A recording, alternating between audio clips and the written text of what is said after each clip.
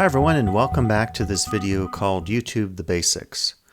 So in this particular video, we'll be looking at why YouTube has become such a popular media and social media platform. We'll discuss the opportunities for you to create your own videos, store them on YouTube's limitless site in terms of storage potential, the organization of the videos with playlists and other features, sharing and distribution of videos, because we have to keep in mind YouTube is a social media platform, really unlike other platforms out there, with the focus here being video as opposed to photos on Instagram or photos plus pin boards on Pinterest, or a variety of multimedia on Facebook, Twitter with its content, and so forth.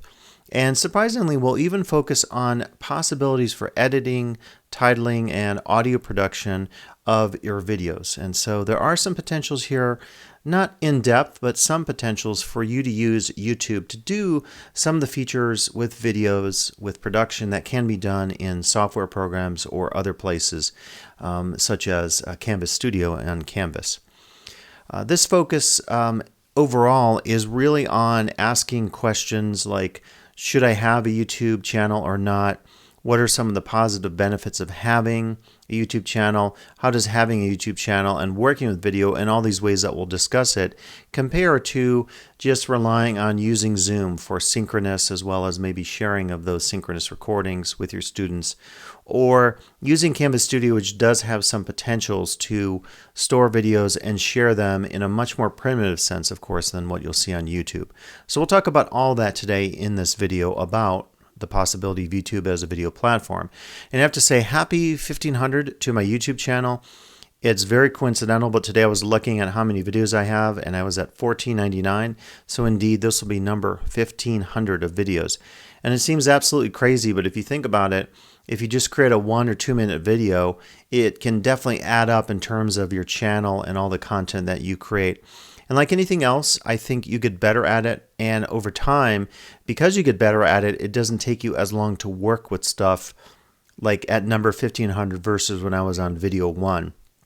And I'd say that's one good thing about working with something like YouTube over time is you learn some of the quirks, you learn some of the shortcuts, and it doesn't take you as long to do uploads or to work and go in and edit your video or add some of the tags and other forms of customization that can certainly help you out in terms of sharing content from your channel. So regardless of why you're watching, if you're watching my channel because of my music videos or my videos on immersive research and immersive spaces or my educational videos, those three purposes, I appreciate all of you watching and continuing to give me feedback in this forum of social media via YouTube, because I think it offers all of us opportunities for commenting on the work of others, particularly original work, which I think for me is the greatest use of YouTube. I'm not so much interested in sharing videos. I do watch a ton of technical videos on YouTube, but I'm more interested in creating my own content and then interfacing with other folks out there who are also creating their own content, and thus taking advantage of those social connections via the social media platform of YouTube. Now, I wanted to mention, as you see on the slide here, that I have a slew of other videos in this entire suite of creating a video. So you should certainly start by watching the creating a video and then move your way down. And the YouTube one, which is what this video is now, is a more what I consider advanced topic, because it does require, I think, a little more expertise and thought and work and research to create your own channel and populate that potentially with your own content. Now, I also have a one-pager, and you can check this out. So you can click on any of these on the Teaching and Learning website.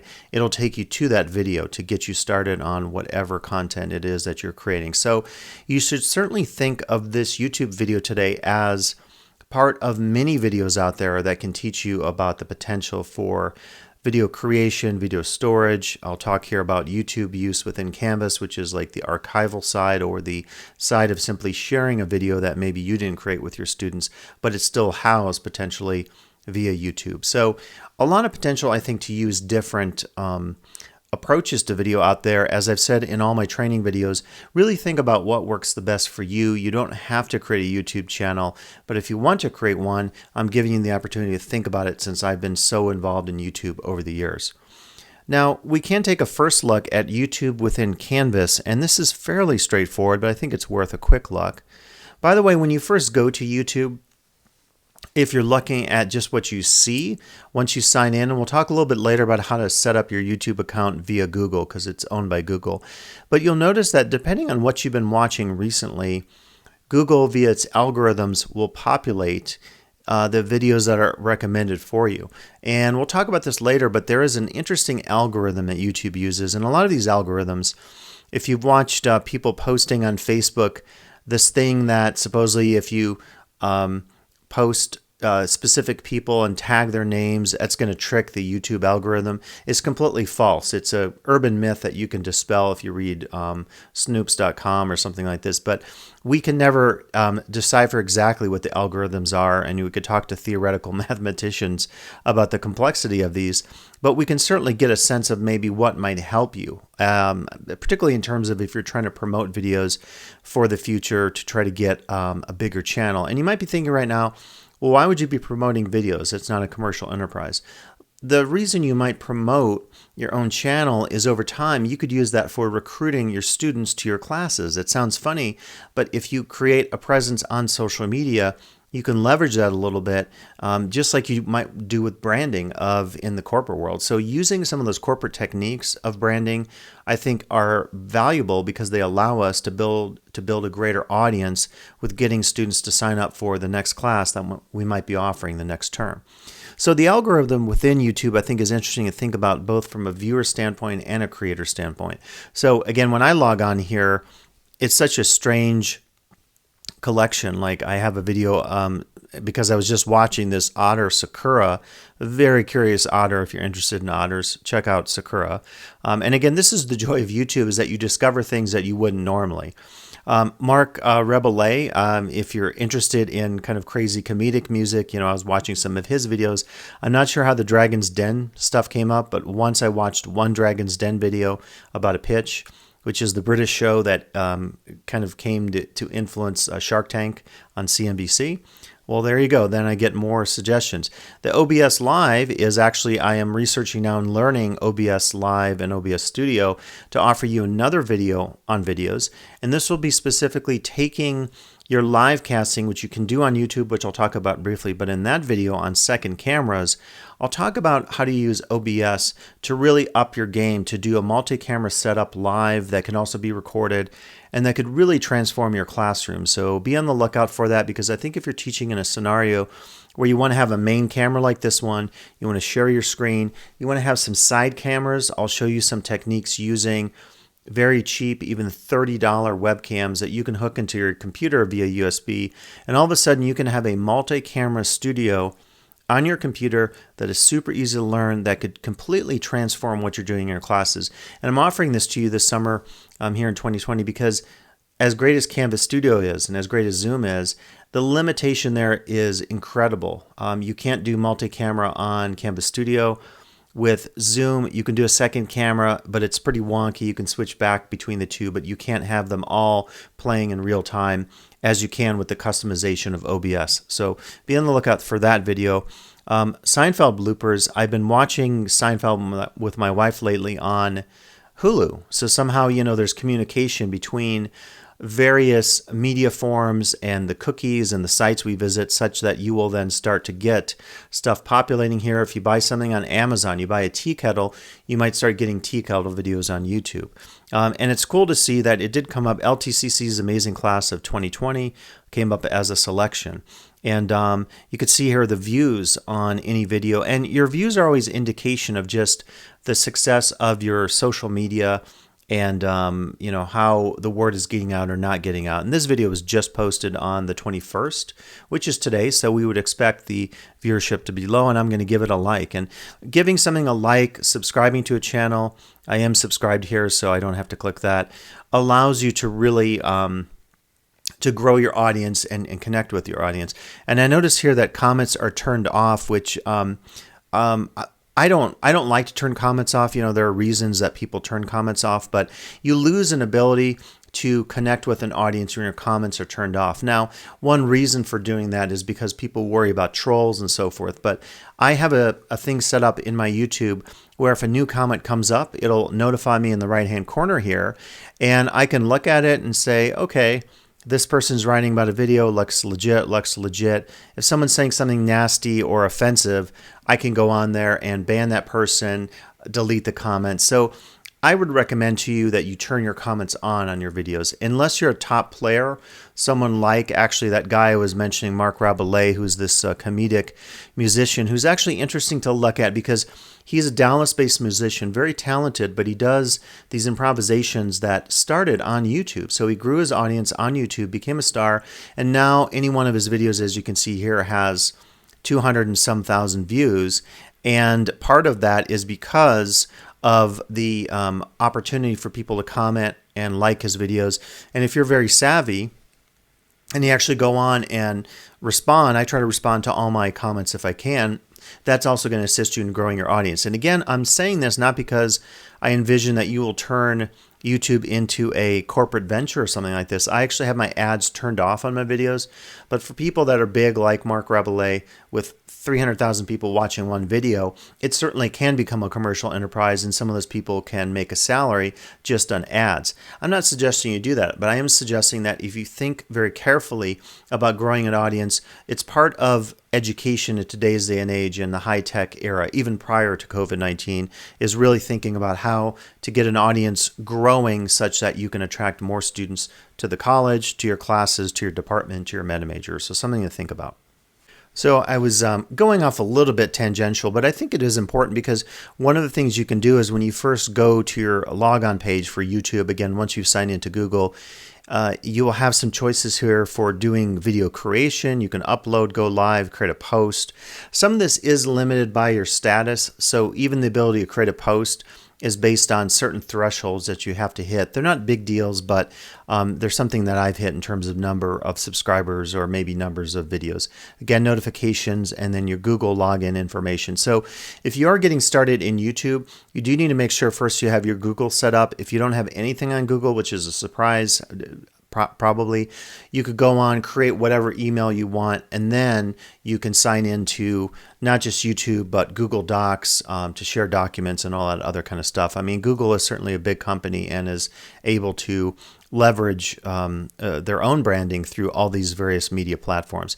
So this shows you a little bit just here of how your video view gets populated. Again, there's an algorithm, very sophisticated, you can read about. And if you are creating content, it would be, I think, important to look at over time how you might leverage that algorithm and some of the possibilities of connecting with your audience.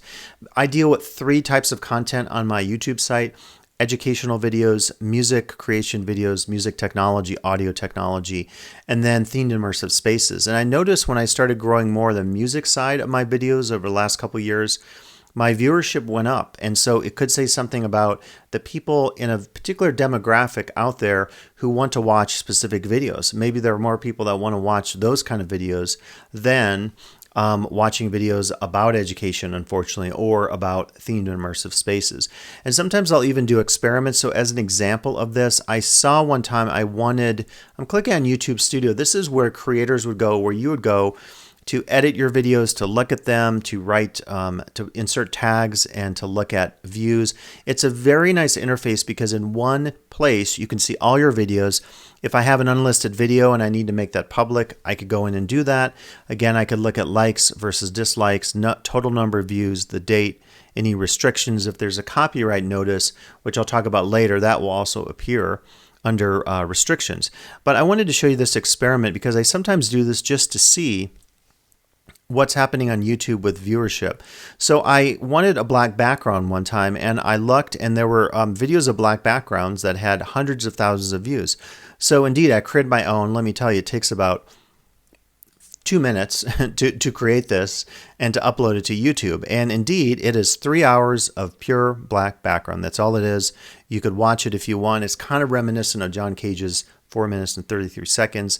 If you're not familiar with that music piece, look it up. But I mean, it's very minimalist. Maybe you could say it's existential. But I wanted to see, would I get 1,000 views or whatever? And curiously enough, and I mentioned 433 in my title here, but I put in all the appropriate words: black background, pure black, black. I put that also in my tags, which we'll look at later. And to this day, it was launched on May 9th. It's been over 2 months. I only have 55 views, which for me is pretty low. I think my top viewed video, which is my video on, of all places, the Monte Carlo Casino in Las Vegas. And let me just look real quick because I'm curious. So this is the video. It's 17 minutes. Goodbye Monte Carlo. I launched this video in August 2017. So it's been almost 3 years, and it's my top viewed video of all time. It's 54,000 views. And it's one of those things where when I create a video, I'm not doing this again for money or building a brand or anything like that, but it is curious to me, like, well, why does this video get so many views versus some other videos out there? So it's something curious that I'm always invested in learning. For me, it's more like a game, getting views on YouTube. It's not necessarily something that I'm doing. It's not my living. It's certainly not anything that I make any money on. Now, I do have a site, my Bandcamp site, which is for music tracks. I will put my music tracks up there and people can download those, and then they pay 99 cents for those tracks. So there certainly are social media opportunities out there that people use to make money, to do a commercial or branding enterprise. My site is not that way, but I am still kind of invested in the idea of like, well, who's watching my channel and do they connect with my content, whatever that content is? So you might find it's kind of almost like a game for you or something that's a challenge because you just want to see how to connect with an audience and how that audience can be grown and so forth over time. For me, there is something fulfilling about connecting with people via social media here on YouTube with comments that is a little better than Facebook. I'm a little tired of Facebook. I've been doing it the longest of all my social media platforms, and I don't really enjoy it all that much. I find Twitter is a little more interesting for my political posts, and YouTube is interesting for my music, educational, and research immersive worlds videos. And I will say that I think over time you might think of YouTube, if you do create a channel, as something that maybe is separate from or complementing your other social media sites. You have to decide depending on what you're doing. Facebook, maybe if it's just for family, fine. Maybe YouTube is just for education and your profession. If you're a chemist, maybe you do videos about your chemistry research or conferences you attend or professional development or interesting videos you discover. And then Twitter is used for something else. Because for me, it's a little maddening trying to do so many sites and keep up with all the content. And that's one challenge I'll tell you, having hit my plateau here of maybe, I don't know if it's my plateau, but a threshold, let's just say, of 1,500 videos. Think about it, because there is, I think, not a requirement, but an urge for you to create more and more and more. And that's what's happened to me with my videos, because I do care about my audience. I mean, again, I'm not growing a brand. I'm not doing anything commercial with my site here on YouTube, my channel, but I do feel responsibility of various communities that contact me about, say, Canvas, or contact me about music technology or the Monte Carlo Casino. So I feel like those different audiences, though they don't intersect, I have like an ethical responsibility, a community responsibility to interface with them and to try to be professional and hopefully learn something from them and they learn something from me. So wanted to mention that just in terms of what you might expect if you start a YouTube channel. So again, this is the creator area. It shows you all your videos and you have a lot of options from this point. What I'm interested in doing here in this slide is really asking you the question, it's sort of like an existential one, to be or not to be, to YouTube or not to YouTube. So should you do YouTube? What's involved if you do it? And I think watch this video today, I would say, and then at the end of the video, which will be fairly lengthy because I'm taking you through a lot of technical stuff as well as conceptual stuff, jump around as much as you want. But at the end of the video, ask yourself, do I want to commit to this? And again, with anything else that I train on, I always say to you, you don't necessarily have to jump in and say, I'm going to spend, 40 hours a week doing YouTube and so forth. But when you first set up the YouTube channel, there could be some work involved in that. So keep that in mind. But I really feel like as we're moving more to virtual, to distance, to Eve education in 2020, even beyond COVID, when we open again as a campus, we're going to see the value of a lot of what we can create within YouTube. And again, if you're using YouTube correctly and growing an audience, that audience can be used for leveraging the growth of your program, your Metamajor. We're, I think, going to be relying more on branding techniques that we wouldn't have relied on in the past as we try to grow our Metamajors and our classes. Particularly programs or classes that might be struggling a little bit, you can reach more people via social media than the traditional means of the past. So let's look at this chart, and what I'm suggesting to you is there's YouTube on the one column, the other column is Canvas Studio. And the reason I use Canvas Studio is because it's an opportunity to basically create content and also store content. And I just realized, because I got off on a tangent, we're going to jump back to my Canvas site here in a second, and let me just show you what the potentials are for doing some simple YouTube stuff within Canvas. But because Canvas Studio is listed here, let's look at it first, and we'll then jump to the Canvas site and look at both.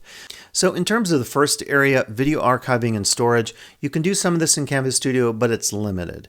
It's not necessarily limited by space. I think you'll have enough room, but you can't really archive it in a way that's as meaningful as YouTube, with playlists, with tags, with organization of the sort that I started to show you there on my creator area within YouTube. So YouTube is definitely better for that purpose.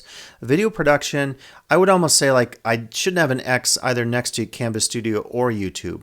There's a little bit you can do in YouTube, as we'll look at, with doing some simple edits and blurring some stuff out, but not as sophisticated as certainly doing something in Final Cut Pro or other video programs out there. You can do a little bit with freely available stock music that you can add to your videos, so that's an opportunity there that is certainly not in Canvas Studio. Canvas Studio, of course, allows you to record videos, allows you to share them, to store them on the Canvas Studio, and then to use them in, let's say, your module at some point by clicking a link, inserting a link, and the students would click on that link. That being said, there isn't titling per se, so you can't title videos or do video transitions, blurs, dissolves, in the way that I do them in my video program. As well, if there's FERPA issues and you need to blot out the names of students, you can't really do that in any of these formats here. There actually is a blur that I'll show you in YouTube, which it's very clunky to use the editor in YouTube, but if that's all you got, I would say use it to do some very simple edits. So video production probably should be no X's either under Canvas Studio or YouTube, because it really is done better in other places. And that's why I say this particular video is part of a larger suite of videos related to all the opportunities to work with videos from the sides of production to archiving to storage to playback to sharing and all that kind of stuff. So very involved, certainly. There's not just, one quick video to learn how to do all the video stuff that you might want to do. Now for video sharing, very limited in Canvas Studio. So as we'll look at, you can click on a video, you can have a link, and then you could send that link to students. The video quizzes, as I'll get at the next one, is super good in Canvas, and that's Canvas Studio, and that's not something you can do in YouTube. Sharing with YouTube, of course, is the most basic foundational thing. It's really what YouTube is good at, if you will. You have a persistent link that will never go away. You can then share that link with students. The only way it goes away is if someone deletes it. And that is a challenge with content on YouTube. If there's a copyright takedown or if someone closes their channel, and you've populated a lot of your Canvas modules with YouTube videos, all of a sudden those are unavailable to you and your students. So it's one challenge that isn't there if you create your own content, because as long as you leave that content up there, and as long as YouTube stays in business, which they probably will because they're so successful, as is Google, then you never have to worry about losing your content because it's always available. And video and social media and audience, Canvas Studio, there's no ability to do that. So again, as you start looking at comparing Canvas Studio and YouTube, I think there are some definite advantages to using YouTube over Canvas Studio, and they really have different purposes, of course. Now, before we jump into Creator Academy and some of the guides available, let's take a look at Canvas. Oh, that's kind of cool. Hey, I just discovered this. I don't know when it happened, but there is now a Canvas link at the top of LTCC.edu. I used to, like you, always go to Passport and then put in my credentials, and then I would have to click on the Canvas link, which I'm sure is still there on the right-hand side. But that's kind of cool. So we can bypass that step. So, hey, kudos to whoever created that, because it allows our faculty and certainly our students to eliminate a step. So it looks like now I can click on the Canvas link. Okay, we finally got it to load, and it looks like I have some new invites here to join a couple of classes. So I will do that. And what I'll just, first I'll show you two parts of Canvas. So let's start with just like the YouTube side of things. So as you know, if you go to any content page in Canvas, you can use the rich content editor. By the way, it's changed recently, and I think at some point I need to maybe do a video or talk to Trevor about doing a video on the new content editor, because actually if you look at it here, it's radically different from the old one. You can go in and always go back to the old one for a period of time, but when these go into beta, sometimes you're able to launch and use them. So actually right now, I am maybe as lost as you are because I've never worked with it. My guess is it's going to be under apps. Let's see here. So this is going to be for media connected to. This is actually kind of cool. So they've changed this a little bit, but this is all the stuff appears to be. Oh, this is pretty slick. So this literally is every single comment, it looks like, in this class. So if I ever comment on media, if I ever did a comment, say, on grading, everything is listed here. Now for me, a lot of these are not titled, and it's probably not media I'm going to use in a class, but it's pretty cool to see under the Insert Media tab that is available. User Media, Course Media, and that's just specific to the class. And this is a sandbox, so it's not showing much, if anything. And then I can also click on Upload and Record Media. And this will be then the what you're familiar with if you want to embed anything, if you want to record media, it's all available here. And before we do anything, this is totally an error on my part. I am, of course, breaking the rules. I'm not using Google Chrome. If you use Google Chrome with most of the video production stuff, that for me, that has been recording any kind of video media within a module page, that's going to be a problem not using Chrome, or if I'm trying to use Canvas Studio. So total apologies for that. But let's use this opportunity of my mistake to just remember that you do have to do that as far as any time you want to actually do anything with media, video type recording, or content creation. So let me click on that one more time. We're going to be okay, I think. So I can upload a file. If I had a video file, I can drag it here. And we can talk about that as well. Probably more in my archive video, you could look at that. If I want to record something, we will get the opportunity. My shirt is all puffy and wide open. I didn't notice that. But it's too late, right? It's already on camera. But this is one of the easiest ways to create any kind of video inside of Canvas, and you probably know this. You could click on your webcam if you have another webcam attached, and then you can certainly start recording. Actually, let me grab my webcam for you. Okay, I just grabbed it because I thought it'd be kind of cool just to let you know that there is an opportunity to use different cameras and different camera setups. Again, there'll be another video about this, but if I wanted to, for example, have this available, and let's close this because sometimes the computer has to get caught up with the fact that you've plugged in a new camera. Let's see if it comes up as a choice. It sure does. Okay. So typically, oh yeah, it's doing it now. So that was the issue. So as you can see here on the screen, and this is a $31 webcam. It's not like the most amazing, but it is good enough. If I compare it to my other camera on the computer, actually this one's looking really, really not great in terms of the color profile. And I know there are ways to go on and change some of that, and I'll be doing that in my other video on a second camera. But one of the things is I'm using a video light with some RGB with kind of a pink purple tone hue, and I think this camera maybe isn't as good. It was 31 bucks, and also I haven't done anything with settings. But if I don't want to use that one right now, I can go back to my FaceTime, my built-in camera, and this one will still stay active if I want to use it later.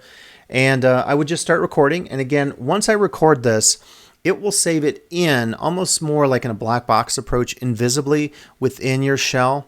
This will be saved then inside the module, but it's not really then available per se, other than if you copy it at the level of the module, or even copy the module to another page. I've never thought it's the best approach to record in this upload media area in terms of content, but it gets the job done. So if it works for you, by all means, go ahead and use it. Okay, and I'm looking around again. brand new rich content editor here icon, and I need to learn it maybe as you do.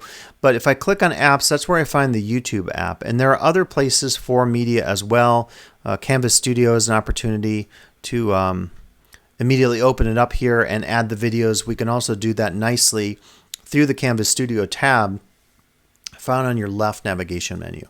So I don't personally maybe wouldn't use it there, but I would click on YouTube. So I can click on YouTube, and the minute I do that, this is where I would type in a search term like anthropology. It's kind of pre-populated itself there, and I would hit my return key, and then depending on what comes back, I could immediately embed that video, a link, small, medium, or large. And so the link is just the link, small as an icon, small, medium, and then large. So I usually would pick medium or small. Click small here. You'll see what it looks like. And then that video is available. All I have to do then is hit save. It's a very long front page. And it's because I had a lot of media in this class. I hit update on that. It's the syllabus page. And then that video will play right there. I click on it. It plays immediately. So if you just want to use content in your Canvas class from YouTube and not create a channel like we're talking about today, definitely check out my video called Archive Video, because it tells you everything you need to know about playing videos from YouTube, but not necessarily creating an entire channel. You don't need a channel to play videos from YouTube, by all means. Now let's look at Canvas Studio. So if I click on Canvas Studio, again, this is going back to my comparison chart that we looked at a second ago, pros and cons of YouTube and Canvas Studio. Really very different, but in looking at it here, you could see I could immediately use my record feature to record a screen capture. It can be a combination of the webcam and the screen capture. I've been looking into this, you cannot do multi-cams.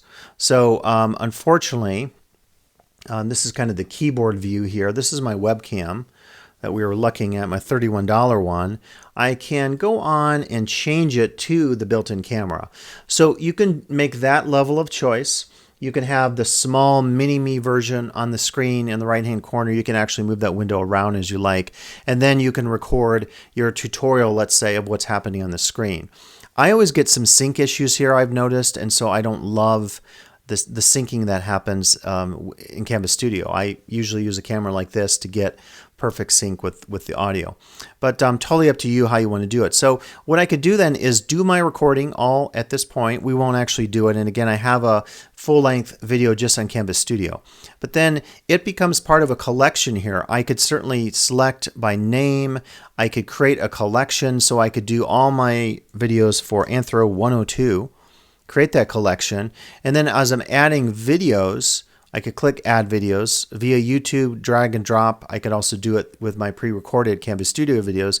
Once I've done that, I am able to customize a little bit similar to how YouTube does playlists, but not as nearly, I think, as sophisticated.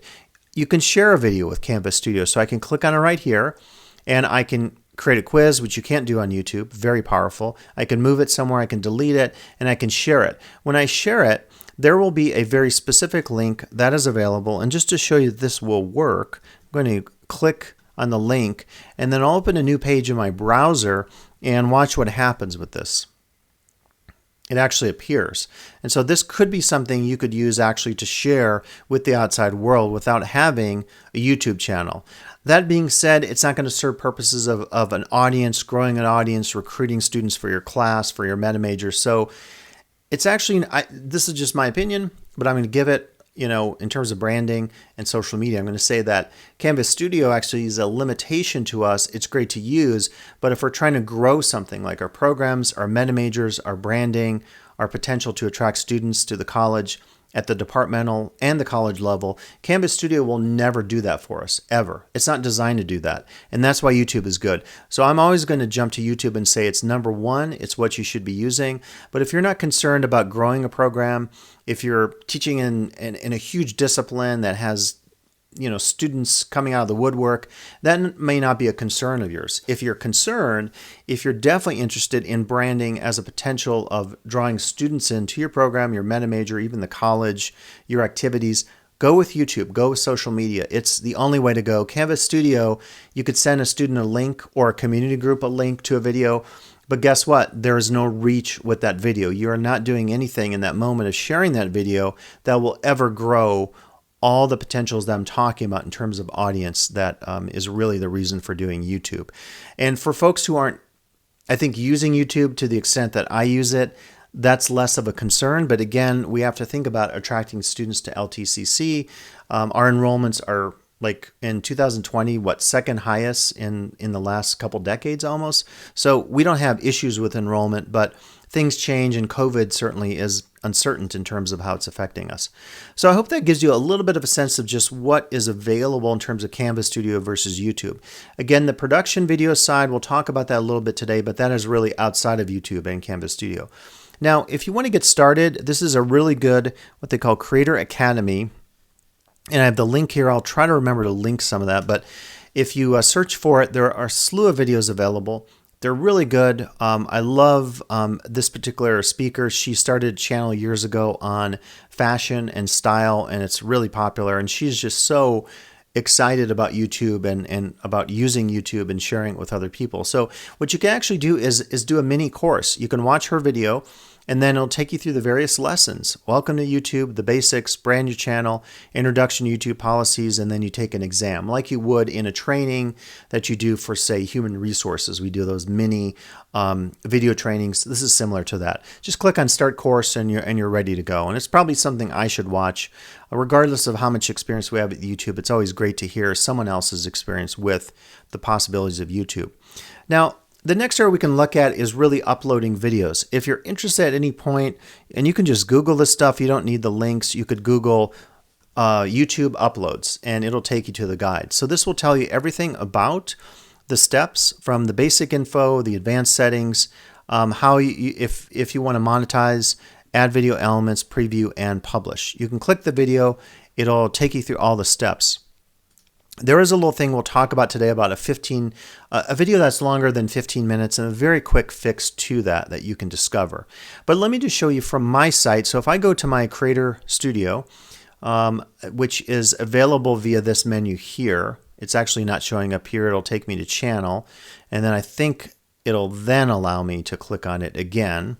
I have a splash intro video which describes my channel, and this is just to give viewers a sense of, as you can see, I cover theme spaces, I cover music, kind of doing this little intro, and then I cover education.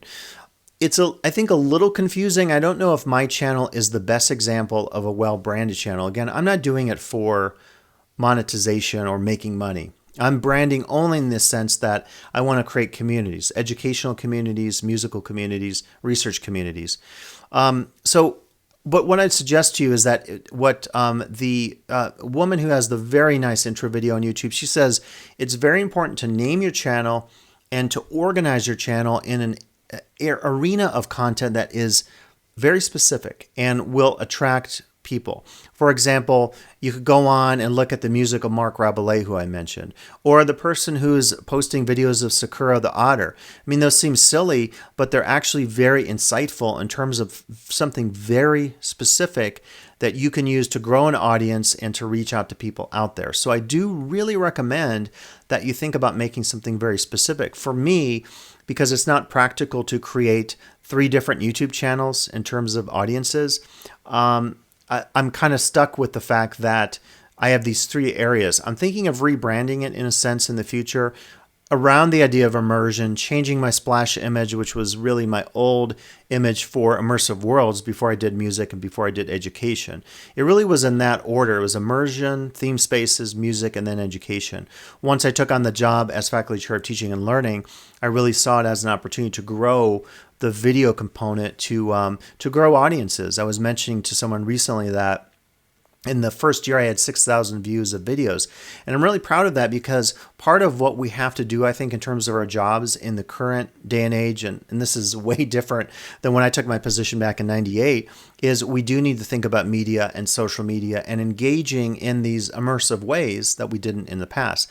And in fact, I think probably my hook is going to be immersion, and I will maybe rework this in such a way where I can think about how immersion happens in these three worlds that I'm talking about. So that's my channel introduction. And then as you go through the rest of the channel, and I have to work this out a little bit better, I have it based on my old organization. I have music and spatial types, but the educational videos aren't up here. So I really need to go in and do some work. But that's what you first see when you log onto your channel. You'll also see your video tab that will show every video out there.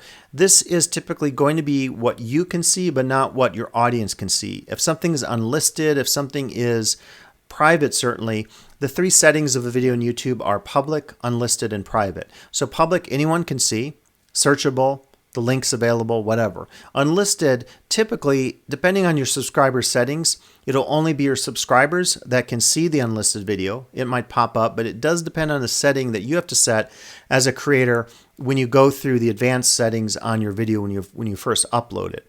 So based on that, it kind of depends on who can see it. And then if it's unlisted, as long as you send someone the link to that video, which will never change, that person can also view it. Private means only you can view that video. I think there is a setting to give someone permission, kind of like a private Google Doc, but I never really use that. Private for me is only if I have a video set up, I want to still have the number of views on my channel, but I don't really want to delete it, because if I delete it, I lose those views. And you can't really replace a video on YouTube. It's very similar to Twitter.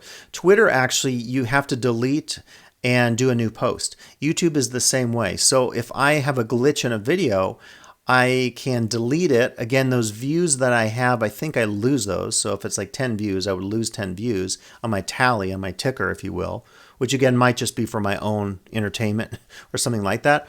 But I'd have to upload a brand new video. YouTube's very sophisticated. If you upload the exact same video, if it's literally the same start to finish, it will detect that and say rejected duplicate video, and then typically it will appear on the video tab, and then you have the option to delete it. So you can click on your videos tab to see all the videos available. Your playlist will appear here.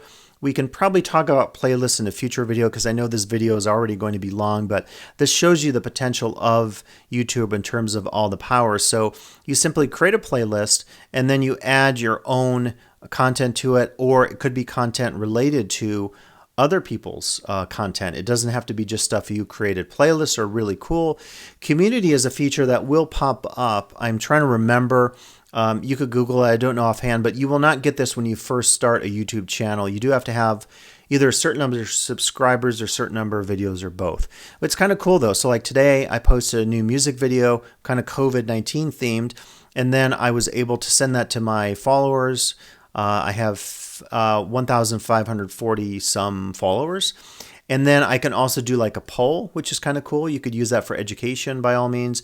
And then you can also do a general, sorry, I had to click back on that, couldn't get out of that poll view. But you can also include an image if you want, and then customize that and write a little media post. This is probably trying to borrow some of the functionality of Facebook and include it in YouTube, if you will, the community side of things. Very different from how YouTube does it. And then channels would also list any of your subscriptions out there. So I have a lot of subscriptions too. It's a lot of music video stuff. I used to subscribe to more themed immersive spaces, but just kind of depends. And for me, it's kind of very random. We've got Blue Angel Cafe there. You could see what Jeff's YouTube site. So it kind of depends. Some of it might be friends. Some of it might be musical interests that I have. It just kind of depends. And some of this grows over time, because I discover that people subscribe to my channel, and I'm like, well, I should subscribe back to theirs. Now, once you subscribe to a channel, you'll start to see your subscriptions popping up. I believe these are in order of the number of views that you've clicked on or watched of your various subscription channels. I watch a ton of Sonic State, which is a music review channel, and because of that, it's at the very top. Lately, I've been watching Mark Rabelais video, because in the era of COVID, I've been trying to get a big kick out of some of his music again. He is crazy, crazy popular. And he's pretty funny if you want some funny music, if you like that. Lake Tahoe Community College is pretty high as well. You can see just some of the commercials there. It's not a huge site. It's probably growing over time in terms of the number of videos, and then so forth and so on going down the list. So again, that is appearing in your channels tab and then also on the side, and then about. And this will have information about my content. It looks like I started it in 2012. I wasn't actually sure. So February 24th, 2012. So overall that time I've grown and close to 500,000 views on all my videos. I think impressions recently I looked at, it was over 1 million impressions, which is the number of times that one of my videos appears anywhere in the world on social media. So I'm pretty proud of that. But again, it took me all these years, over 8 years, to grow a channel that size. It's nothing in comparison. If you look at Mark Rabelais, he gets the total number of views that I have on my channel, 1,500 videos, almost 500,000 views. He gets that almost instantly in a couple of days on one of his videos. And that shows you, again, it's the same thing like if you go to one of the Jenner kids or the Kardashians, it's probably the Jenners right now, probably Kylie Jenner. Someone like that, because they have so much reach, they can do one Instagram post and immediately hit millions of people. And it shows you why they're sought after in terms of their content that they create on their social media sites. So that's kind of an overview of what you'll see on your YouTube channel when you click on it. You can click on customization of the channel, and that will take you to a slew of features. I mean, it's very powerful. I'm really impressed with what they've done here. This will show you all the possibilities for videos. It will show you, you can view by live streams, by liked videos. You can always at the top of most pages click on most popular, inverse order, reverse order, whatever you call that. You could view it on a grid or as a list, depending on how you want to do it. So it's really customizable. Again, if you're starting out small with just a few videos, you don't have to take advantage of all of this. One of the things I really like about YouTube is the possibilities for analytics. For example, if we go back to my Monte Carlo, let's see here. I go back to my YouTube studio. It was starting to search all of YouTube, and if you just want to search your own content, just look for the grayed out or the grayed text, search your channel. That's only my channel. It's nothing outside of it. So if I want to find my Monte Carlo video, which has my most views, I'll click on it. And what's pretty cool about this is I can click on the video itself. And again, I can look at the very basic, who is viewing the video. If I want to edit it, we can look at it. I have 259 likes and 21 dislikes. Don't get too caught up in that. Again, it's a little hard to your ego sometimes when you get dislikes, but it's part of social media. That's cool. And you have to remember some of the dislikes might be like, I clicked on this video, I thought it was going to be something else, and it wasn't. I don't want to hear someone talking analytically as a cultural anthropologist about the Monte Carlo casino. I want to hear about how to get access to the loosest slots or the cheapest drinks. And actually, it's the Park MGM, and I think one of the reasons this video is my most popular one is I created it right at that cusp when MGM was moving away from the theme at the Monte Carlo, and they transformed it into the Park MGM, which is still, I would say, pretty cool casino. But right here, I could edit the video. We'll look at that later. I could click on analytics, and this is really powerful. So I can dive in and look at all the analytics related to the video. I can look at views over time. I can look at real-time activity, likes versus dislikes. I can look at reach and engagement. And this is so specific, I can even download it as a CSV file. I can also look at engagement, audience, and I can view it at all different levels of last 28 days, all this year, all last year, custom calendar from a certain time period. And again, if you're doing branding, if you're doing monetization at a corporate level, you're maybe more concerned about this. But here's the deal. If we're doing more of our stuff via social media, we cannot right now go onto Canvas Studio or even Canvas. We can a little bit in Canvas, but it's tricky because the analytics in Canvas, as powerful as they are not necessarily designed to do some of the things that are happening in this branding world. And again, if you're resisting and saying, we're not a company, we're not branding, we kind of are. We're kind of moving more towards that because we're competing with a lot of different entities now in terms of education. So my argument is that if we're using something that gives us reach, outreach, leverage to attract more students to our college, to our programs, to our Metamajors, we can also use those same analytics that are designed for branding and market reach and potential and building your brand that are not designed or that are not available within any of the Canvas features that we can even look at. It's not even close. And what I'm saying is, if you're using your YouTube channel to grow your program, to grow your Metamajor, to connect with your business community, which is more the focus of Guided Pathways and SEM, Strategic Enrollment Management, YouTube is your ticket. Nothing in Canvas would ever allow you to do that. And that's not a knock on Canvas. It's not to disparage what Canvas is. Canvas is, in my opinion, the best LMS out there, bar none. But Canvas is not designed to do some of that branding stuff and audience growth stuff that if you want to learn from the folks who can post a funny McRib video and get 500,000 views, or a video of an otter and get 10,000 views in a day, guess what? We should be looking at that, because that is a potential for us to grow our brand in terms of education, in terms of attracting students and so forth. I'll get off my soapbox, but I think it's really, really important, because I feel like we underuse YouTube in general, and I'm going to push forward a little more, because I'm going to say it's a great potential for you to do a lot of things, not just share videos and create a lot of cool content. So go in, you can dive into analytics. Again, I don't do revenue on any of my videos. I just don't feel like it's good. I don't like watching ads when I have a video that I'm watching just for fun, but whatever people do, and I totally get it, because a lot of times YouTube, it takes so much of your time that you maybe want something back from the community watching your video. And that's one opportunity to do some of that. So again, a lot of potential to use analytics for some of your purposes, particularly as you over time grow your channel and turn it into more of an opportunity to connect with audiences, as we've talked about throughout this video. And in addition to analytics that you'll find here on YouTube, you can at any time for that video click on the details. And this is really where you get into customizing your video. So we'll look first at uploading. And if you ever need tutorials for any of these areas, again, you can Google the phrase and you'll easily find opportunities to discover tutorials that take you through all the steps of YouTube. It's really good.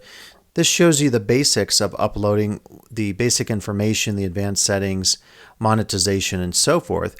And it's really easy to use. There isn't much to do.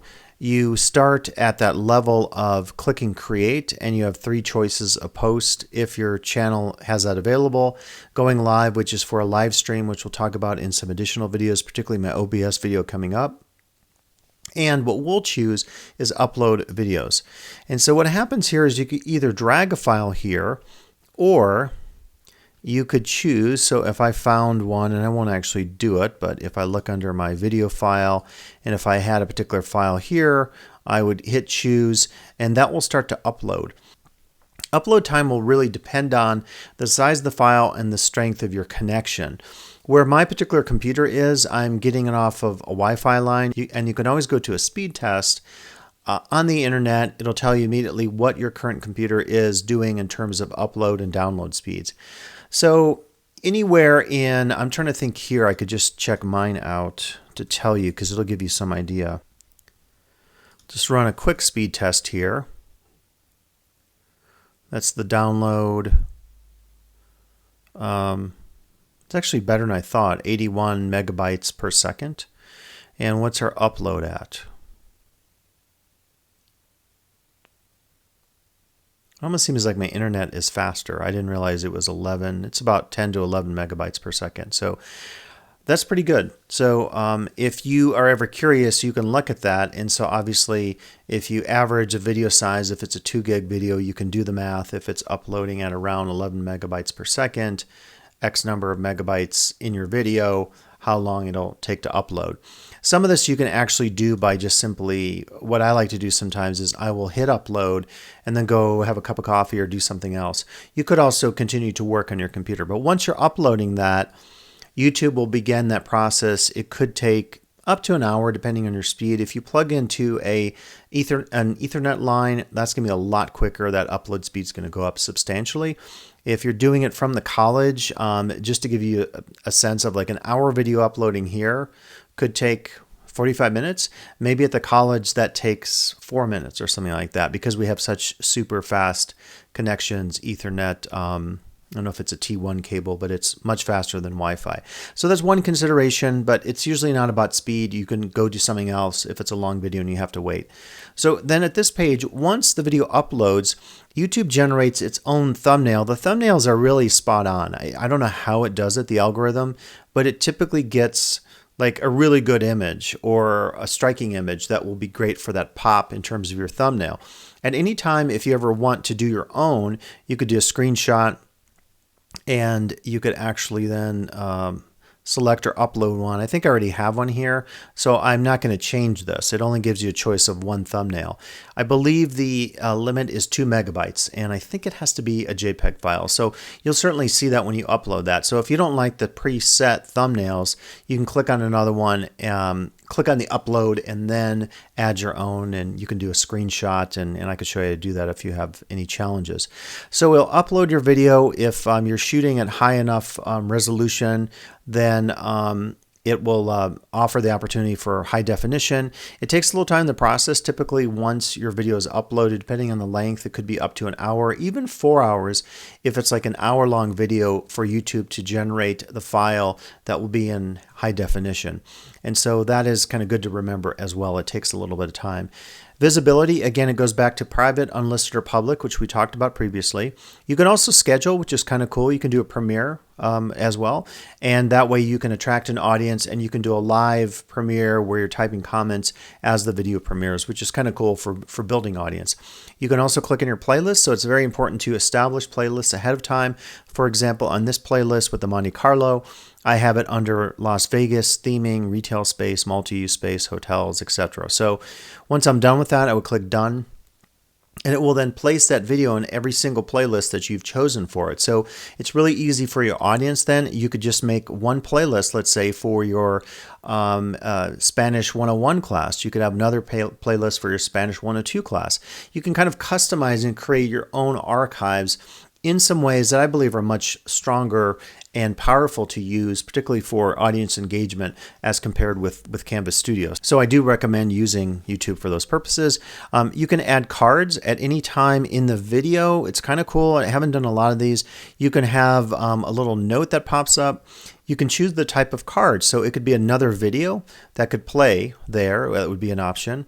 It could be a playlist. Like if you talked about in your video something about Spanish grammar and you had other grammar videos, you could customize that by just grammar videos. And then when you get to that point in the video, your student would see popping up there as a card, almost like an index card or a sticky, a playlist of all your grammar videos. And so it's another strategic way to engage your students in your classroom. It's not something you can ever do really in Canvas Studio. Canvas Studio does have the quizzes, but there isn't anything like this that will allow you to really customize the viewing experience to make it more immersive and I would say more pedagogical. So the playlist is a great feature. The channel one, probably not, because that's taking you to someone else's channel unless there is something appropriate. And you can also do a link, but you have to be part of the YouTube Partners program. So I don't have that ability. So it's actually very cool that you can do this. So you would just scroll to the point in the video. And at that point, you would click it. I'm not going to do it, but then it would add the card at that point. And I believe you can add as many as you like. So it's not going to be a big deal if you want to do a lot of them. I haven't done a lot of cards, but I probably need to do more of them for me to go back and do some of these now. It presents some challenges, but I feel like particularly for my job with training faculty, it could be strategic where I could place some of these cards in some key videos and that would direct people to other resources in the same topic. So it's almost like creating links or connecting the dots between similar content areas for your students, your trainees, or whomever is maybe interacting with your YouTube. So that's actually very cool to take advantage of cards. I do recommend it. You can also do an end screen, which would be something like, and these are all templates, so you could say, subscribe to my channel. It could also have another video that would play or anything, a playlist and a video. And again, very customizable. And in some ways, the end scene is a card, not unlike what we just saw, but a little more limited. And they involve these templates, which allow you to really customize the experience for the viewer. So that would be at the end of the video because the idea is lead that viewer on to the next video playlist or content area. So very cool to use both the end screen and the cards. Again, we talked about the playlist. If you ever want the video link, you could certainly cut and paste here, or simply click this. It copies it to your clipboard, and then once you go to that link, you'll see it, of course. And so that's a very easy way to pull that content into your Canvas class as a module in a number of ways that we already talked about. There's also some information here about whether it's intended for kids. If you have an age restriction, typically wouldn't apply to any of our content. Again, give it a title and then a description. And so you can type all that information in. Whenever it's new information that you type, you would have to hit save. And then tags are very important. You can learn certainly more about tags, but tags are words that when people search, will pop up and then will allow people to find your content. So if you're teaching like a Spanish class or an art class or a particular unit in art, you could put that both in your description, in your title, and also your tags, and then that will increase the likelihood that someone will find that content when that person is looking for it. And as an example of that, if I type in something, I'm going to type in the Olectron 4060. Because I know my stuff will pop up because it's very specific, but this is a particular musical device, and as you can see here, this is one of my videos. It pops up, so I have it included in the title, in the description, and in the tags.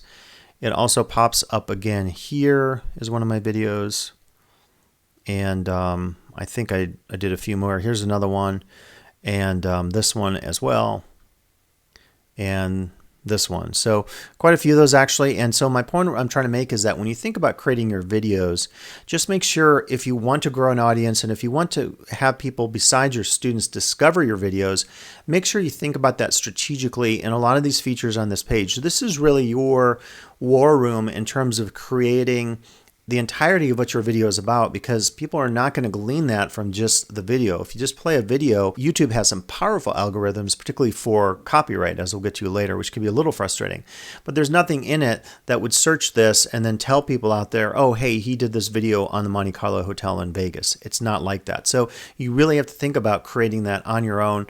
The meta tagging, all that kind of stuff that you might do, say, when you work with Twitter, which is a very similar system, of course, and has really pioneered it. If you click on more options, you have options here for embedding. I would always leave that as yes. Whether or not you want to publish it in your subscriptions feed. So if you don't have that checked, it won't come up in the subscriptions feed, which can be very useful because that's going to promote to every subscriber of your channel that you created a new video. So I definitely recommend that. I can't see a reason to turn that off. Video location, this is searchable. So I'm not going to do this, but I do this for LTCC videos to give us a little blip, if you will. So Lake Tahoe Community College would pop up, and then people can do a map search or whatever, and that way it's a geographical locator. So I do recommend that, particularly if you're trying to promote something with the college. It's good for giving us more hits externally on, in this case, on YouTube. The language is English. And by the way, when you set up your channel, you can customize this. So you can immediately say that any video you create is always education. And then if you want to change that, you can change it to a different category. So that makes it a little bit easier just because then you don't have to do it every time from scratch. Also here, if you want comments to be visible, disable comments, hold for review, hold inappropriate for review. I click allow all comments. I still get a notification up here on my Google or my YouTube telling me comments have arrived for me, and I can go in and find any offensive ones, delete those, and then also block people. And I've only had to do it a few times in all these views, over 500,000 views on my videos, and I've maybe had 20 really bad ones, offensive ones that were just really kind of hate speech kind of stuff, which is just terrible, but it happens in the world of social media. So I guess what I'd say to you, my advice on the video details page is to be as descriptive as possible and to take advantage of all the extras that are going to help you expand your video, its audience, and create content or create interest in your content that might be out there. So just very important to work with this page and to try to fill in as much as possible. By the way, you can have a promotion option. You can promote your video if you're going to be doing Google Ads. So again, you have to think about your ads and how that might increase your audience, but then how it might detract from the viewer experience. I haven't done that yet. I don't know if I ever will. And then you can always download your video as an archive for your own computer if you need that or something like that. So the other thing I like about using YouTube is I have all these hard drives just kind of hanging out here, and I've been doing a project over the years trying to actually, organize these hard drives because I have thousands of files, music, videos, and everything. And I actually see part of it, like I have a backup of every single YouTube video I've created on one of these drives. But then my failsafe archive is YouTube itself, because unless YouTube lost all their redundancy of all their backup servers, I'm never going to lose my content. I only would do so if I deleted it. So it's also nice to use this because YouTube will always be here. Who knows if we'll always have access to Canvas Studio. I'm sure before we would lose access, and I'm not saying we will, that you could download any of your instructional videos. But I like having that security, knowing the archive is here for me, saving all my videos without even having to worry about an external hard drive. So we talked about analytics. If you are interested in, we'll talk about subtitles here in a second. We'll close captioning. And then comments. This is actually kind of useful for the Monte Carlo video. You could see I could click on those that haven't responded, those holding for review, and likely spam. Spam could just be someone types a comment that is selling a product and you don't want that on your comment wall or whatever. So this is kind of cool because I can go in and I can like a comment, I can dislike it, I could give that comment a heart, and then I could also hide from the channel, always approve comments from user. So if you get a really weird user, someone writing inappropriate things, you could warn that person and then click on this, always approve comments. So it will always flag that person's account, which is really good. And then add this user as a comment moderator. So that would be only if you had a big team working together on your YouTube channel or something like that. So we typically probably wouldn't have that. You can also sort by newest first. You have to clear the search fields. I'll just leave that because it's kind of useful to know who hasn't responded. So comment section. And let me just jump back to my PowerPoint to make sure, because I know some of this is coming up. So I think I covered uploading. So once you upload the video, again, go into the details page and be very specific if possible. YouTube Live, we will talk about this. I'll talk about this in my video on multi-camera setups. I'm really excited to do this one on OBS Studio. I think it could totally transform your class. I'm going to basically talk about how you can have on a blank canvas, imagine a blank wall like this one, and you can have your screen video playing, you can have your webcam, you can have as many external cams as you can hook up to your computer, you can have your DSLR camera, and I'm going to show you how to work with that using a pretty cheap conversion box, an HDMI to USB converter box. You could have all kinds of audio files playing, video loops. You can do widgets, which could be little fun games, spin the wheel kind of things. And so that's going to be really cool. You're going to have this blank canvas you can work with to create custom live streaming platforms. If you're teaching biology, you could get a USB microscope, have that playing on one section of the screen. You can have some content going with screen capture like I'm using here with either Canvas Studio or QuickTime on a Mac. You can have the webcam going. You can have another camera on something else. I'll even show you how to use an iPhone, which is what's filming my main video here. And I'll show you an app that you can use to connect to OBS Studio that will allow you, say, to project something from outdoors. If you're teaching botany and you wanted to show an image of your backyard for your students to do a tutorial, you could do that in real time. Students will see it, and then OBS Studio will actually record it for you. So YouTube Live will do that too. You can do some multicam stuff. We'll talk about that. In this other video, I also have covered it in some of my other videos as well. So I think there's a lot of potential for using YouTube Live in one of your classes. I'm trying to think right now. Maybe we'll just do it. What the heck? I'm just feeling like I want to show you that now. So let's just click on the create here. And we're going to click on go live.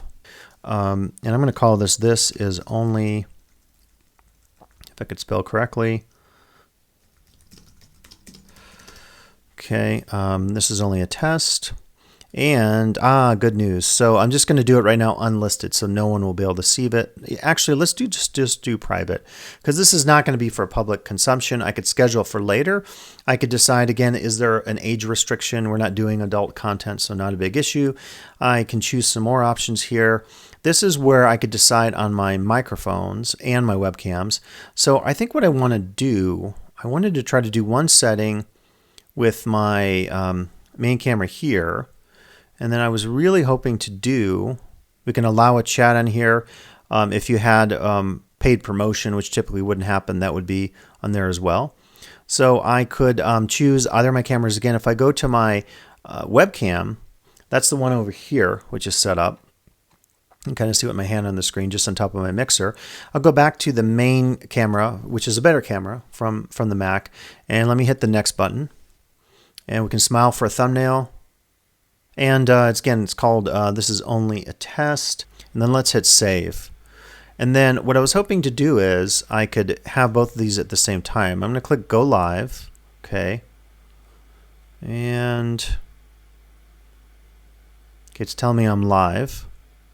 And you can also comment along during a live stream. You could do emojis and all that kind of fun stuff. And it's just an opportunity, again, to do more engagement. Like anything else, if you're working with Zoom, it's really hard to actually keep up with all this. So what else? I was hoping to be able to show you. So it's looking like here I'm not successful in trying to do a two camera setup. So I'm going to end that stream. And then I can either edit that video or I could dismiss the video. So I'll just hit dismiss, leave site. Okay, and so it wasn't doing what I wanted to do, which was to basically try to have two streams going at the same time, have a second camera. So I'm not seeing that. So in any case, YouTube Live I think can be very effective for you. OBS Studio is going to be way better, as you're going to see. You basically will link OBS Studio to any of your platforms like Mixer, Facebook, YouTube, Twitch, which I know has a lot of live video gaming community stuff going on.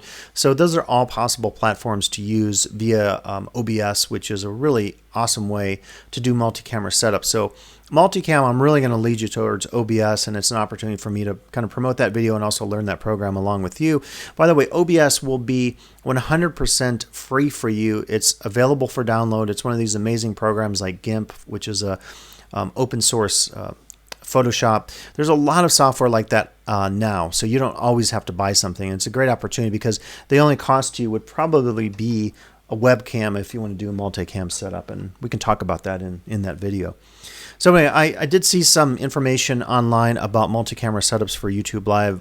We didn't find that immediately, so we'll kind of skip that for now and wait for that video on the multicam setup.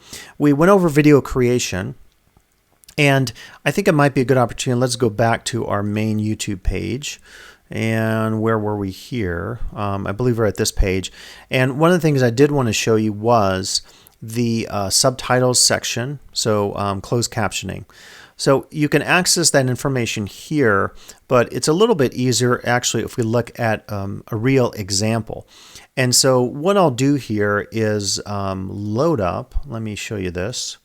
I think for practical purposes, I'm going to play this here in post-production, and then you can, just for a short clip here, watch the, at the bottom in gray, these are the YouTube self-generated captions, and then listen to the audio. The audio you're hearing is from the internal mic. It's not my better mic, which is recording this right here. And I just want you to watch it to see it's pretty darn accurate. So let's take a look at that now.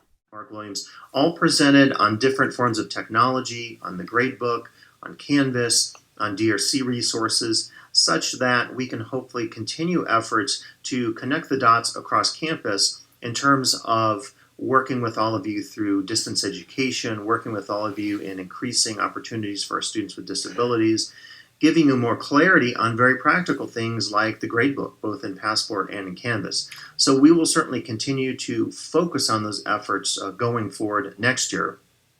I wanted to mention that we've offered focus in these trainings on all the modalities of teaching, face-to-face, DE, ISP, and the new E format. We've targeted specific cohorts of teachers.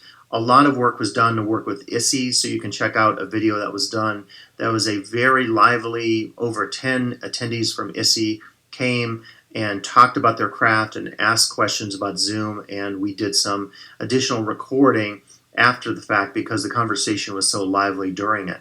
And that's an example of the adaptability of teaching and learning here at LTCC. And I really want to make that clear that if you have an interest out there for you. So yeah, we got to the end of that, and I think you saw that the YouTube captions are really remarkably good.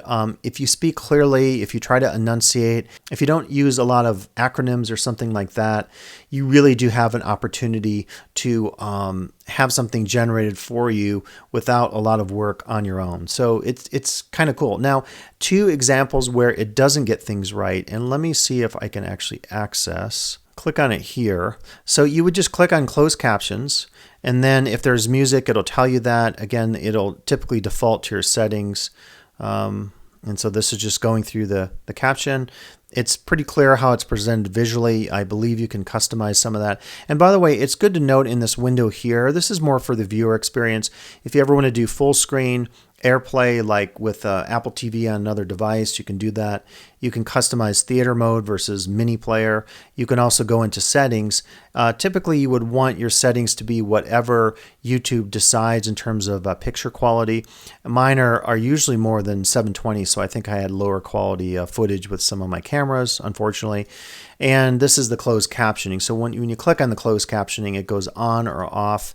And if you click for settings, you can find all the information. So this is where you would adjust your captions. If you don't want English, you could choose those options. You can auto translate if there's a foreign language. So for Spanish or world language instructors, some options out there.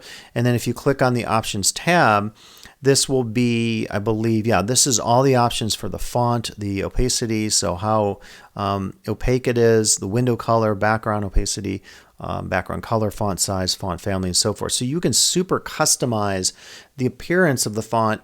So you could never really say that this is going to be a problem for students with a particular disability, because really the customization allows you to cover all aspects of the size of the font to the color, the contrast, and all that kind of stuff. Now, the other opportunity here then is to go in and change some content. So the two hurdles I found in YouTube auto-generated, and again, I think they're 99% accurate, and I'm not lying about that. I've checked a lot of these out. The area might be in a video where you use an acronym. As an example, I was talking about ISI, the Intensive Spanish Language Summer Institute. So it came up with the word ISI. It came close, but it wasn't ISSI, it was ISSY.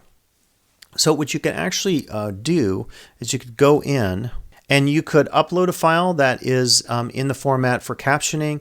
You could transcribe and auto sync. So this means as the video is going, you type, and you could do a pause as well. So it's kind of like gives you an option to, get caught up if you're not a super fast typer. And then you could also, which is the one I wanted to show you here, you could create new subtitles or closed captioning. So this is the one where you're going to get from the get-go what YouTube has generated. And again, it's really powerful. So this, I'm just looking at it, and it's like, yeah, I was talking about the Monte Carlo. There's a bit of sadness. But anytime I come across something, and this actually is pretty sketchy, so I'd want to catch that. And probably there was distortion because this initial part I was recording outside of the Monte Carlo, there was wind going at the time. The wind is going to distort, and then that's going to affect the ability of that voice to text transcription algorithm to work. But it's really amazing for what it does. So what you can do is when you find something that isn't quite right, you could go in here and you could just change a word. If there's capitalization, this is really good. So it figured out that Gardens by the Bay is a place and Singapore is a place, and they were capitalized. So it actually gets a lot of the capitalization correct. In this case, it didn't get the Monte Carlo correct, so I could go in, change that there, and then it already saved it for me. I could click publish and so forth. So it's pretty cool in that sense. So acronyms are really a problem. Again, like a word like ISI, which is an acronym, it didn't get that, so I'd have to go in and change it. The other instance is commas and some of the punctuation. And I think in some cases, like here, it generated a question mark, and I don't think that's correct. So sometimes you get these run-on sentences, and so we just want to make sure that that is not going to be a challenge for any students with disabilities interacting with the captions.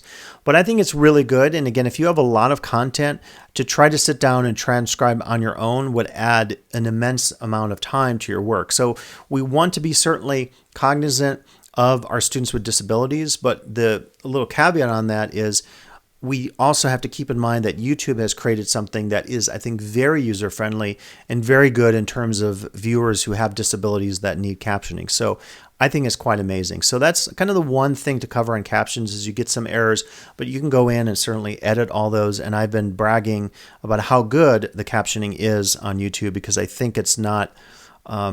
It's pretty amazing that it can do what it does. If you've ever worked on transcription of interviews, it takes a super long time.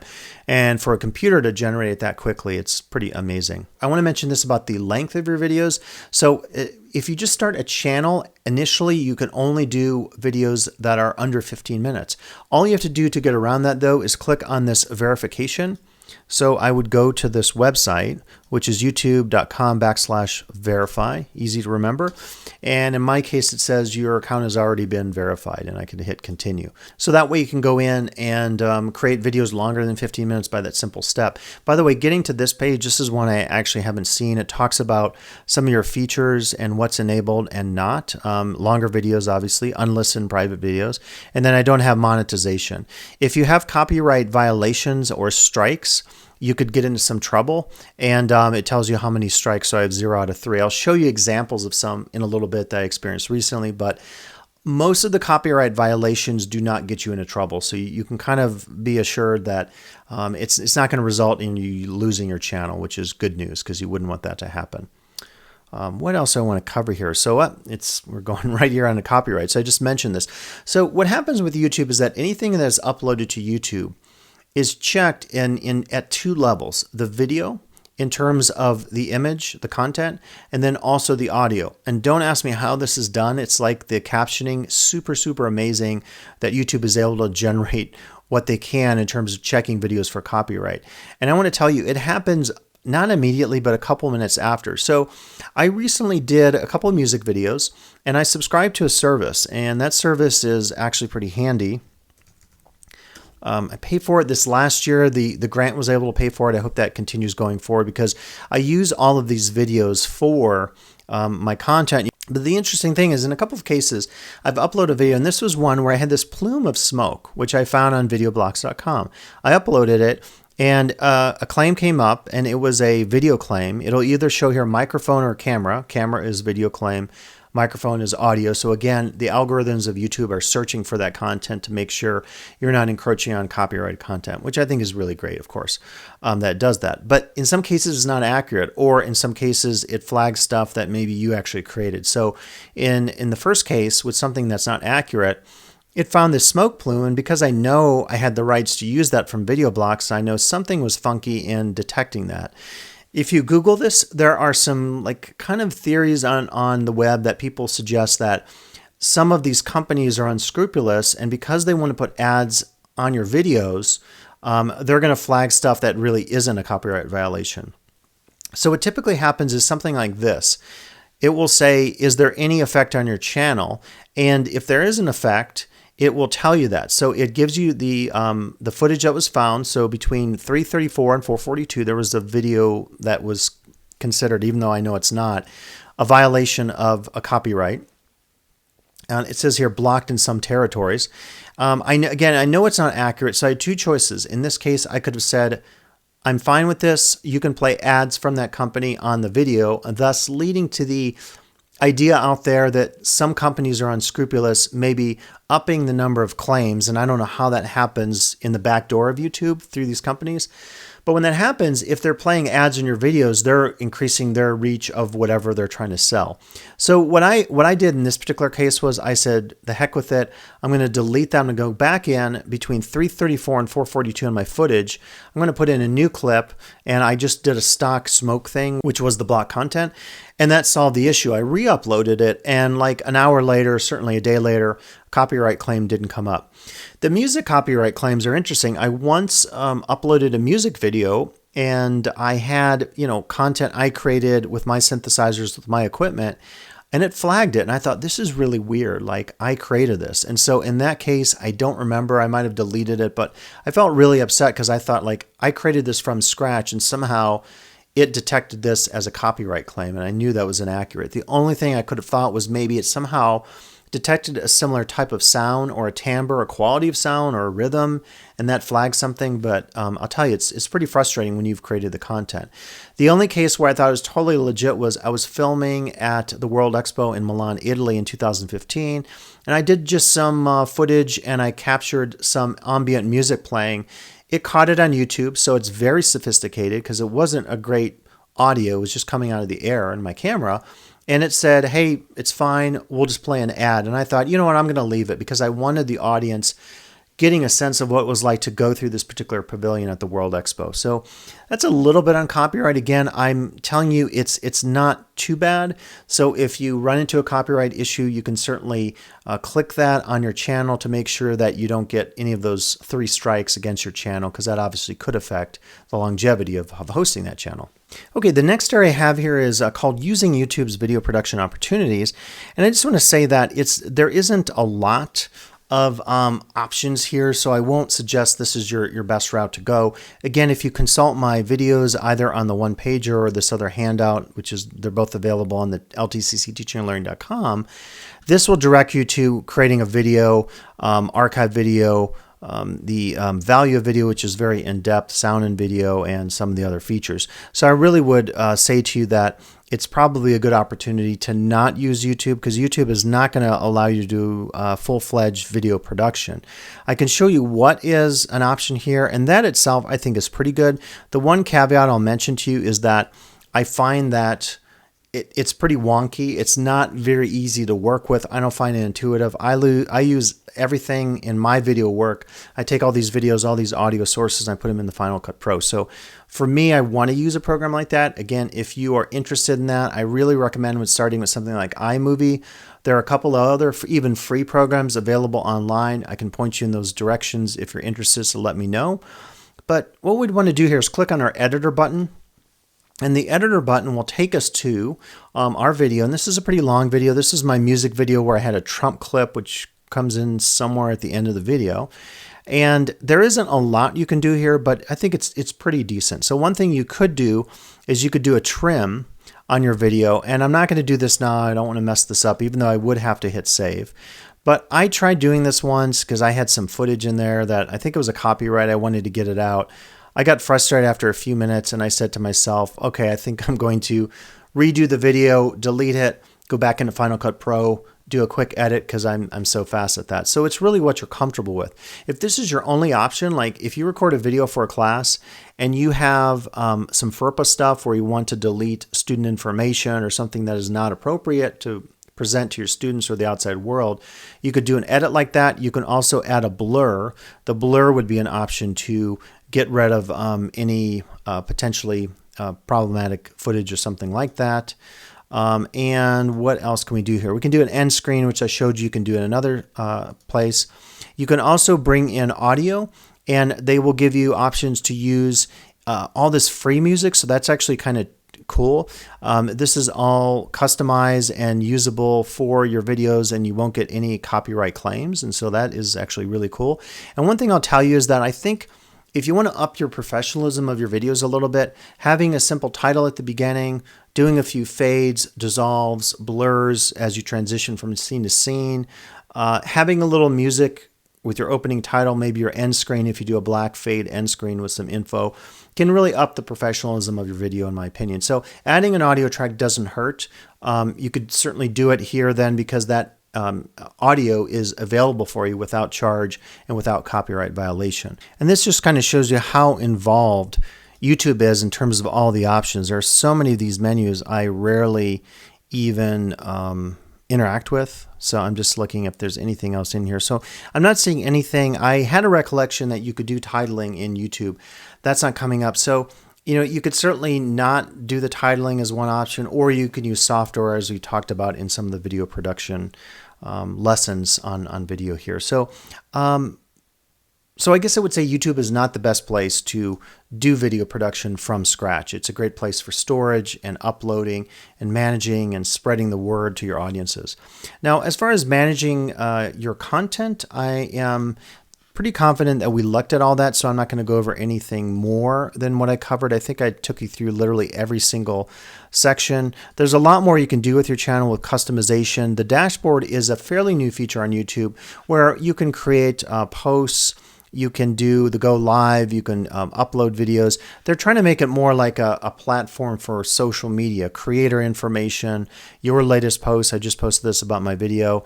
My latest video, and then the video analytics and comments, if any are available.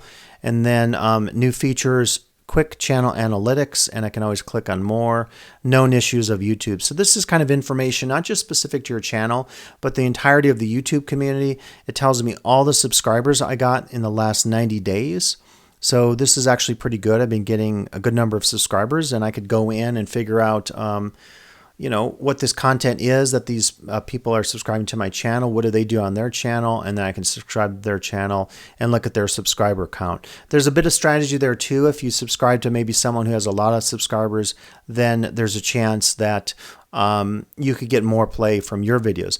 And another thing I'll mention to you is one thing I do to try to get just views to my channel is I go into certain videos, like if I'm watching one of my, and this should be connected to the content of your channel. So if you're teaching Spanish and you go to a Spanish channel or something related to Spanish language, teaching Spanish or Spanish travel, you could then strategize about interacting with people on those pages. So as an example, if I watched a video from Sonic Talk, I could go in, and I think I might have actually written a comment. This one probably has hundreds of comments. It's a pretty popular channel, so I won't take you through all that, but I believe I wrote a comment. And so one idea is that if I write a comment, and either the channel host, and this has 167,000 subscribers, or someone else going in and reading comments will be like, oh, well, who's this guy? And let me check out his channel. Because all I have to do then is click on the person's name, and then that'll take me to their channel, and I can see like this is a musician, a salsa musician, and then I could decide if I want to subscribe to that person's channel. So it's a pretty good strategy on YouTube itself to go on and try to make some comments, again, if you're very interested in growing your channel beyond, say, where it is in terms of your subscribers or your reach in terms of various audiences. So kind of good to remember. But I think that's the main stuff I wanted to take you through. I wanted to give you a really deep dive. I know this is a long video, but YouTube is so powerful in terms of all the opportunities. Again, there's more available in the right-hand corner to the right of your Create tab. You can click on accounts if you have different accounts. You can click on your profile for, or you can from other menus that will take you also to your Google main profile, which could give you access to all your other Google applications like Docs and Sheets and all that kind of fun stuff. So that's pretty good. We've gone through the managing of the channel throughout this video. There are challenges, and at any time, certainly if you have challenges with YouTube, you can go to some of the help here. You can contact me or other high users on campus who use YouTube. I think YouTube is great for a lot of purposes, but there are certainly challenges. I've mentioned some of these in the video. Creating content, understanding all the ins and outs of YouTube initially is a challenge. Dealing with some of the minor copyright issues can be an issue. Dealing with offensive comments on your videos, if you have comments displayed, can be an issue. And then just the day-to-day maintenance of your channel. I feel like now I have all these subscribers, I can't let them go, so I got to create more content. Because most of my content right now has been my music stuff and my educational videos for my job here as faculty chair teaching and learning. I feel like the content for my immersive worlds, which was the initial in 2012 when I launched the channel reason for the channel, that stuff has kind of gone to the back burner. And so I need to go back and do a few videos of some of that content to make sure that the folks subscribing to my channel for that area are happy with what's there. Otherwise, they might leave as a subscriber, and that affects my total numbers. And that's, again, something going back to that issue of try to have something very specific. My channel is not the best example because I have 3 areas of content that don't naturally fit together. So I think over the next year or so, I'll think about how to alter that a little bit to make it a little more strategic to one main type of content or theme that I can use to connect those 3 areas that I've been talking about. So challenges in YouTube, but any software, any program out there is challenging. The first time you use Pinterest or Twitter. I just started using Twitter over the last year and I really like it now, but when I first started doing it, I had no idea how to do hashtags. I didn't know how to add people as quote friends. I didn't know how to like stuff. And now after a year in, I feel much more comfortable with Twitter and I'm getting to really like it.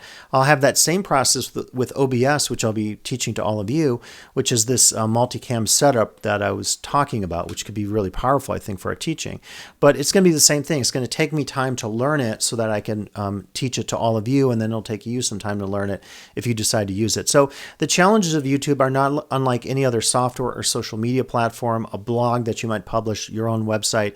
If you commit to it from upfront and you're open to it and not trying to do everything at once, like I always say with all my Canvas trainings and all my technology trainings, I think you'll be in good shape. There is great help out there. You can go to YouTube, and this is a really good opportunity to go in and problem solve issues, FAQs. You have issues in watching videos. You have issues in managing your account. And for any of these, there are helpful videos. You can probably at some level even just type in, like if I typed in the word copyright, boom, it comes up, copyright strike basics. And so there's not a lot you have to do. You just go to the support.google.com under YouTube, and there is a /YouTube after that. You can see the website up here, but it's super easy to then go in and get help when you have challenges. Again, you can always come to me with any questions you might have about any aspects of technology. Certainly YouTube, I'd be happy to talk to you at length about the pros and cons of YouTube. Again, as I talked about in the beginning of the video, I really do feel like depending on what you're trying to do with your video use, with your audience, with your teaching, with your storage, production, archiving, sharing of videos, have a conversation with yourself going back to that slide. Do I want to use YouTube? Do I want to use Canvas Studio? Do I want to use OBS? Do I want to use Camtasia, some other software I have? Do I want to just use the rich content uploader and video creator within Canvas? It's really totally up to you. I can guide you in some directions, but I certainly can't decide for you whether or not YouTube is a good choice. I'm a big proponent of YouTube, but I'm also a real power user. And for me, it's a great professional opportunity to just share ideas with the world and to create forms of community in the various ways that are possible on YouTube. So that's it for today, talking here about YouTube and setting up a basic channel. As questions come up, please reach out to me, and do be on the lookout for additional videos coming up, including that video on OBS and how to do a multicam setup for your class. So thanks for listening, and I'll be back shortly with another video.